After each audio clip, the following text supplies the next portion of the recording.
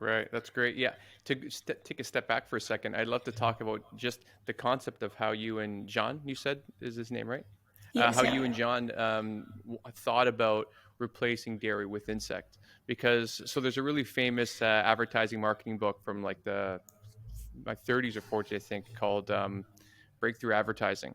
And the whole thing is about the life cycle of the market and understanding where the market understands your product when you're entering that category. So it seems like most meat analogs people understand now are burgers, and we're starting to have more, alt dairy milks obviously are a huge portion of the market right now. And there are some sausages coming on board, and like there's a little bit of, I have like some the Vuna plant-based tuna in my fridge right now, which is pretty good for plant-based tuna. But insects is really tough. I remember a friend gifted me some like bolognese sauce cricket protein, and I couldn't even bring myself to try it, and I wanted to. I wanted to give it a shot, and I couldn't do it. So I was wondering, how did you just decide finally to pivot to de novo now, and like what did you find when you were taking the path of the insect dairy route?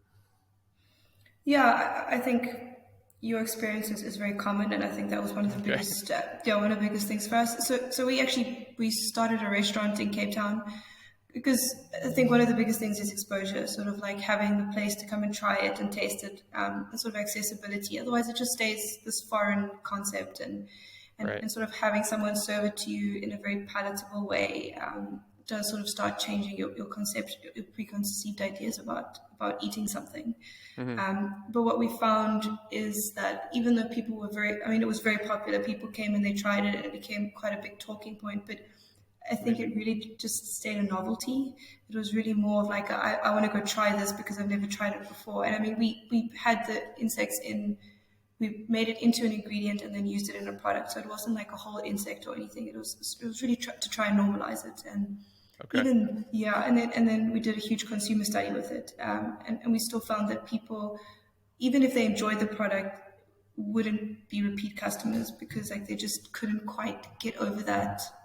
The It's insect a vibe. yes, Yeah. yes. Well, and even in the vegan community, even though it is much more sustainable, some still think about harming animals or insects the same as they would be, like full livestock, for example. I don't know how I feel about that, but there is some, like, I'm not scared of like killing a cockroach or a spider, and like none of that bothers me. But if I'm doing like, have you ever done an escape room?